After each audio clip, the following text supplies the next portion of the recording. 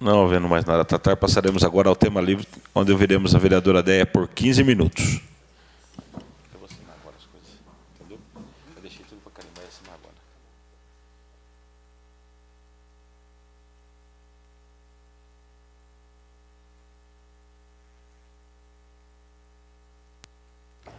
Boa noite, excelentíssimo presidente, excelentíssimos vereadores, excelentíssima vereadora Selma, todos que acompanham essa sessão aqui ou pela internet. Nós vamos apresentar um documentário que tem muito a ver com a questão que está sendo discutida sobre a PEC 55, que está no Senado Federal para ser votada, provavelmente amanhã ou depois, e que, dentro desse cenário que se coloca, é muito importante para que todos os municípios entendam. Nós tivemos aqui a presença de um professor, representante dos docentes do ensino superior da nossa região, professor Rogério, que falou, de uma forma geral, do que pode significar para a educação a aprovação dessa PEC 55. Para a educação. Mas, para a saúde, ela é tão desastrosa quanto para a educação. Nós precisamos muito das transferências de recursos para manter os programas de saúde no município. E esse documentário vai falar sobre a questão do sofrimento mental, da saúde mental. E, ao final dele, a gente vai ver de um programa que nós estamos começando a implantar no município, que é o Centro de Atenção Psicossocial, o CAPS, que é ali no Jardim Cruzeiro, mas que, para funcionar, vai precisar da contratação de muito mais psiquiatras, terapeutas e também da implantação da residência terapêutica. E, ao final, nós vamos ver por que só agora, 50, 60 anos depois do que acontece, é que nós temos o CAPS a ser implantado no município. Ele não vai poder ser apresentado na totalidade, mas daí ele quase 90% dele, no tempo que eu disponho aqui. Eu agradeço a atenção. Então, diz respeito exatamente à saúde.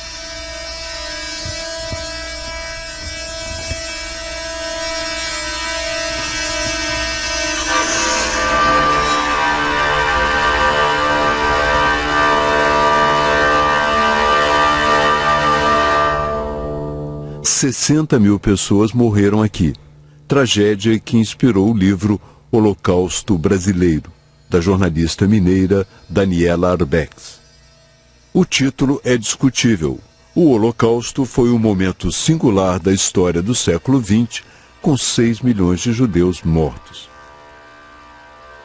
Independente de números e conceitos, as fotos de Luiz Alfredo, na época repórter fotográfico da revista O Cruzeiro, mostram claramente que alguma coisa muito grave se passou por aqui. O título realmente é forte, a gente sabe que o Holocausto ele remete ao nazismo, mas assim como os judeus foram encaminhados para os campos de concentração nazistas em vagões de carga, os pacientes do Hospital Colônia também foram encaminhados para cá em trens, em vagões de carga. E quando eles chegavam nesses vagões, eles já tinham a sua condição, eles já eram desumanizados, né? Eles eram trazidos para cá, chegavam aqui, eles passavam por um banho de desinfecção, eles tinham as cabeças raspadas, eles eram uniformizados e tinham a sua humanidade confiscada. Então, assim, foi uma tragédia, claro que não na proporção dos milhões de judeus, mas foi uma tragédia também singular na nossa história. A maioria dos loucos que vinha para o hospício de Barbacena vinha trazida pelos trens. Tanto que surgiu em Minas, há muito tempo, uma expressão que existe até hoje, trem de doido. E o próprio escritor Guimarães Rosa já mencionou esse trem que trazia loucos para Barbacena num de seus contos. A gente reparando, notava as diferenças. Assim, repartido em dois, num dos cômodos, as janelas sendo de grades, feitas de cadeia, para os presos. Para onde ia no levar as mulheres, era para um lugar chamado Barbacena, longe. Para o pobre, os lugares são mais longe. É incrível, Sorô com sua mãe e sua filha, É um conto em que ele fala de Barbacena, ele cita a cidade de Barbacena e ele conta como foi a despedida do Soroco com os amores da vida dele, que eram duas pessoas consideradas loucas e que precisavam ser colocadas nesse trem da solidão coletiva. Os vestígios daquelas viagens de trem ainda existem por aqui.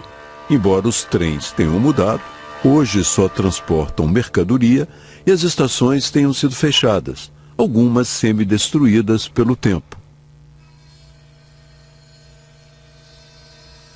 Barbacena, em Minas Gerais, produz flores, e elas são tão abundantes aqui que os buquês substituem as cruzes nesse cemitério. A cidade, dominada pela família Andrada até hoje, queria ser capital de Minas, mas teve que se contentar em ganhar um manicômio em 1903, início do século XX. Em torno do hospital cresceu também uma rede de clínicas particulares que existe até hoje, e no passado abrigou pacientes célebres como o craque Heleno de Freitas. Era um jogador excelente, mas extremamente temperamental. A sífilis, o vício em éter e a raiva se transformaram em loucura. Passou 4 anos e 10 meses e 25 dias internado até morrer de paralisia progressiva, esquecido em 1959. Mas no manicômio de Barbacena também se escondia um capítulo da vergonha nacional. O livro menciona que apenas 30% dos pacientes tinham diagnóstico de doença mental. Sim, é uma estimativa de que eram encaminhados para cá. Eram homossexuais, militantes políticos, meninas que haviam perdido a virgindade antes do casamento, pessoas tímidas ou pessoas assanhadas, meninas que gostavam de brincar na rua com meninos e não eram bem vistas, e claro, os insanos. O livro tem esses personagens, por exemplo, a própria mãe, a Geralda, a mãe do João Bosco, ela era uma menina que foi estuprada pelo patrão, aos 14 anos de idade, engravidou, e para esconder essa gravidez ela foi trazida para o Hospital Colônia, e onde ela permaneceu, teve o filho dentro do hospital, e depois, quando ele tinha 2 anos, eles tiraram essa criança dela, e ela nunca mais soube desse filho, e ele nunca soube dessa mãe. Então, assim, é um caso muito claro de alguém que não sofria qualquer tipo de doença mental e que foi trazida para cá porque passou a ser uma pessoa indesejável. E os choques elétricos? Eu li também no livro que os choques, uma das pessoas que ministrou, que eles eram ministrados sem nenhuma prescrição médica e que às vezes pessoas morreram nesse choque. Isso é uma das partes, eu acho que mais dramáticas dessa história, porque não havia uma finalidade terapêutica para o eletrochoque. Hoje, ainda se prescreve eletrochoque para determinados tipos de doença, mas o Conselho Federal de Medicina é claro quando ele diz que é preciso ter anestesia, que é preciso que a pessoa tome alguns remédios para minimizar os impactos do eletrochoque. E lá, naquele momento, não. O eletrochoque ele foi usado como forma de contenção, como forma de intimidação.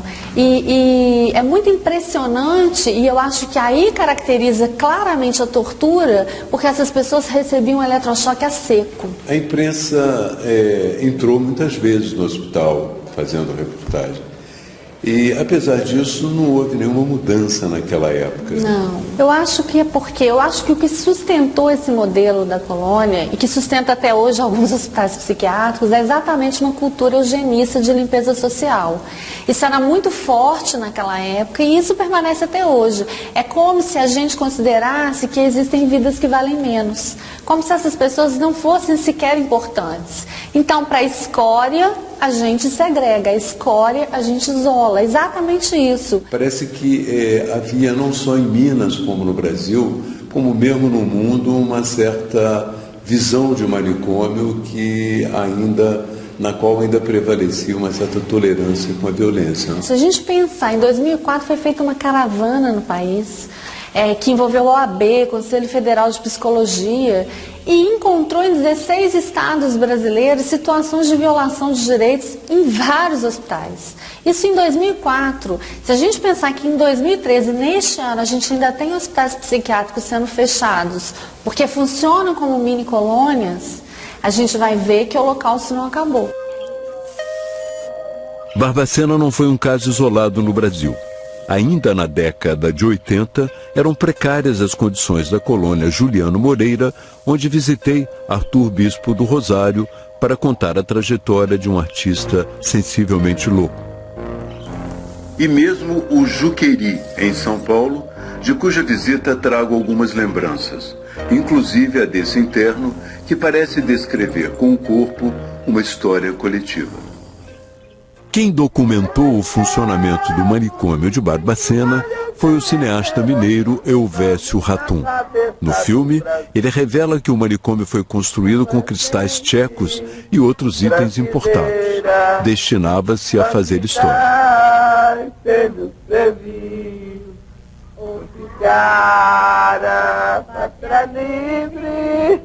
Ou morrer pelo Brasil. Eu me lembro como se fosse hoje, não tinha cama.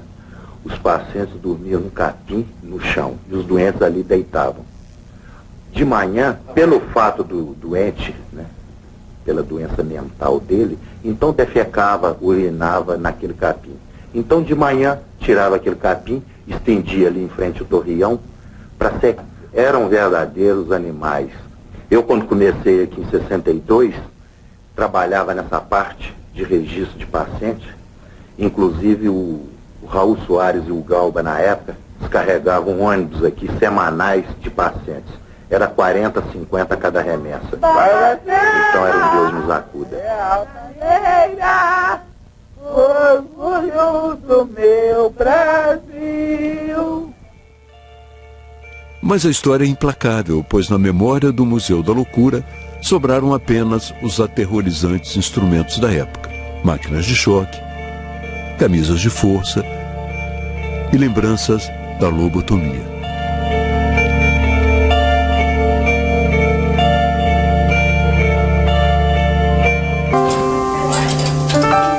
Desde o princípio do século, o Brasil passou por uma reforma no tratamento de pacientes com transtornos mentais. E ninguém viveu mais amplamente toda essa transformação do que Elzinha, uma sobrevivente do manicômio em Barbacena. Hoje, ela vive na cidade, num núcleo terapêutico residencial com mais 7 mulheres, com níveis de dificuldades diferentes, mas em harmonia na casa que habitam. Elzinha foi internada quando menina numa instituição para menores, na cidade de Oliveira, em Minas Gerais. Adulta, foi transferida para o manicômio de Barbacena e hoje vive uma vida integrada na cidade. Aqui é muito bom para mim, graças a Deus.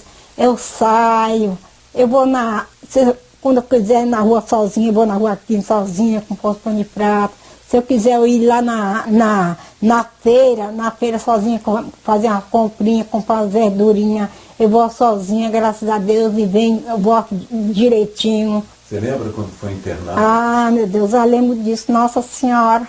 Isso era uma coisa muito triste. Uma coisa muito triste, foi no Nossa hospital, Senhora. né? Foi. Não era uma casa como essa? Não.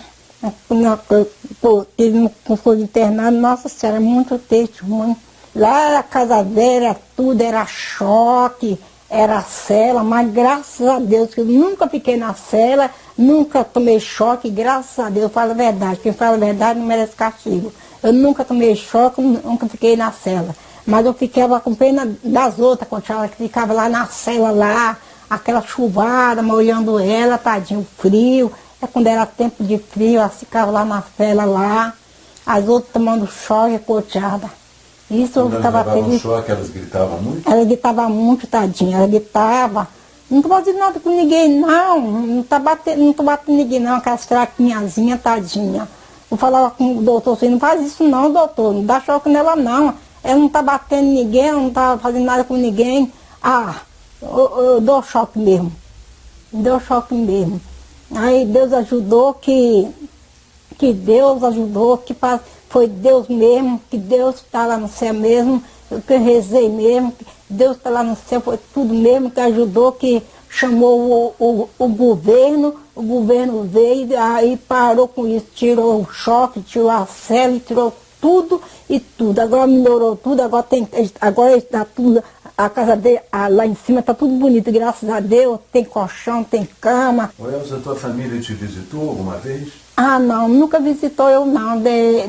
Depois que eu vim para cá, ninguém não visitou eu não. Eu tenho vontade que eu pergunto todo mundo aqui, se eles falam, eu pergunto, será que eu não tenho família não? Eu queria que minha família visse aqui só para vir me ver, e para me ver que eu estava boa, graças a Deus e tudo, e ver eles também, e não é para eu ir embora ficar com eles não, é para ver. Eu pergunto se eu tenho irmão, não sei se eu tenho, graças a Deus, não sei. Não sei porque me internaram criança agora. Eu não sei porque eles me internaram criança assim, eu não sei. Não fiz nada com Deus, não fiz nada com ele. Um outro sobrevivente é Adelino, que se casou no manicômio com Newton e conseguiu, com a mulher, montar uma casa em Barbacena. Ele economizava e vendia rapé a ponto de se tornar importante entre pacientes e funcionários, porque emprestava dinheiro a juros. Conseguiu juntar um dinheirinho. Graças a Deus, eu emprestava o dinheirinho, né? Eu trabalhava, que é cruzeiro, mas é real não. Os guardas também pegavam, o funcionário pegava dinheiro emprestado com o senhor? Pegava, emprestava. Pagava? Pagava. Eu cobrava dinheiro no duro. É. Eu pagava, graças a Deus. Isso é uma coisa rara, né, senhor Adelino? Normalmente eles tomam o dinheiro do índio. Não tomava. Mas de mim não tomava não. Eu tomava a polícia. Ah, é? Ele pagava direitinho. Se a gente considerar que hoje Barbacena é uma cidade que tem 28 residências terapêuticas funcionando bem, a gente vai ver que é a cidade com o maior número de residências terapêuticas em relação ao número de habitantes, proporcionalmente. E que é um modelo que ainda, às vezes, engatinha em algumas cidades brasileiras e Barbacena está tentando correr atrás, através da implantação de serviços que funcionam bem, né, que procuram integrar essas pessoas com a comunidade. Nem tudo, no entanto, foi resolvido com o chamado movimento antimanicomial e com as mudanças no sistema de atendimento psiquiátrico. Os núcleos terapêuticos em casas são mais caros. E os 62 remanescentes do manicômio de Barbacena, que foram para clínicas particulares conveniadas com o governo, estão sob a vigilância do Ministério Público. Esta promotora, especializada em pacientes com sofrimento, investiga a sobrevivência de métodos antigos nessas clínicas particulares, hoje mais difíceis de inspecionar do que os próprios hospitais públicos. E isso é uma realidade que afeta todo o território nacional. Nós temos ainda hoje uma vertente da colocação do portador de transtorno mental ou do sofrimento mental numa condição de subhumanidade.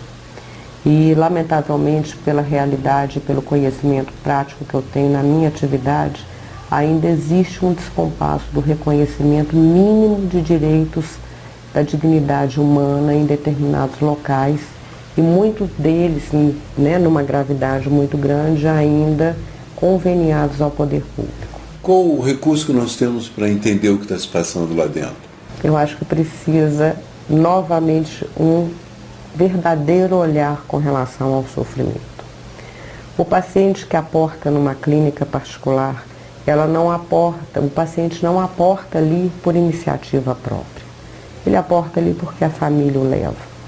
E discutir a questão da chegada do paciente, da permanência dele, é discutir a própria cultura da loucura. Quem é internado hoje? Nós temos hoje uma emergência da internação dos que são os dependentes e os que fazem uso abusivo de substâncias entorpecentes. Eu chamo a atenção porque são as substâncias entorpecentes denominadas ilícitas. Porque nós convivemos com a questão que é uma epidemia na área da saúde, a questão do álcool. E hoje nós temos uma emergência e uma iminência, uma gritante majoração do volume de pessoas que têm sido segregadas em manicômios psiquiátricos em virtude de um comportamento que fere uma norma legal. E hoje, a nossa realidade, se a gente fizer um levantamento estatístico, tem havido uma demanda muito grande à internação por vias de acesso ao judiciário, do que a gente chama de uma denominada internação compulsória, ou que uma vertente que eu coloco, que eu acho que também precisa ser muito discutida, é a questão da vertente que tem um cunho empresarial, do oferecimento de algumas clínicas particulares de um tratamento miraculoso, como se a questão do sujeito em si tivesse uma solução numa internação psiquiátrica, que é o mais grave. O trem de doido não existe mais em Minas, exceto com outro sentido na linguagem popular. Nem todas as promessas da reformulação do modelo de atenção à saúde mental foram cumpridas, mas o próprio Hospital de Barbacena está mudado. Antes mesmo da reforma, pessoas como a doutora Nise da Silveira romperam com o choque elétrico e estimularam a terapia pela arte. A pintura substituía a lobotomia no tratamento dos pacientes. Aonde veio um rapaz de gás aí, eu estava lá fora, ele me conheceu direito e falou assim, já casou? Eu falei, não quero casar não quer casar não? Não, casa comigo. Aí eu falei assim, que é isso? Não, às vezes você é casado. Aí eu falei assim, você é bonita. Ele falou assim, obrigado, você é bonita também. Quando você quiser casar comigo, você telefona pra mim que eu vou casar com você. Eu morri de rir. Nessa cerimônia de despedida da professora de música Regina Monteiro, os internos de Barbacena cantam e dançam em sua homenagem. O sofrimento ainda existe, mas o Brasil deu alguns passos ao transformar em peças de museu os instrumentos de tortura do passado.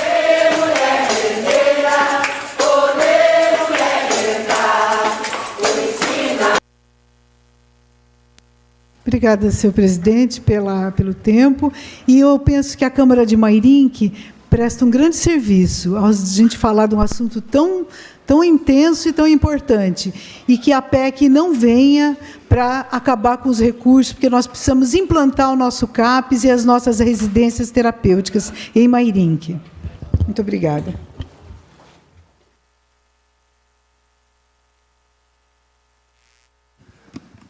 Não havendo mais nenhum inscrito, passaremos agora ao intervalo regimental de 15 minutos.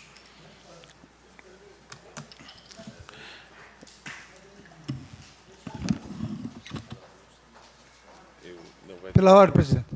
Peço a supressão do intervalo. Pela ordem, vereador. Então, nós vamos fazer um intervalo regimental de 5 minutos, só para poder discutir em relação ao projeto de orçamento. Ok. Tá ok? Então, suspensão, intervalo de 5 minutos.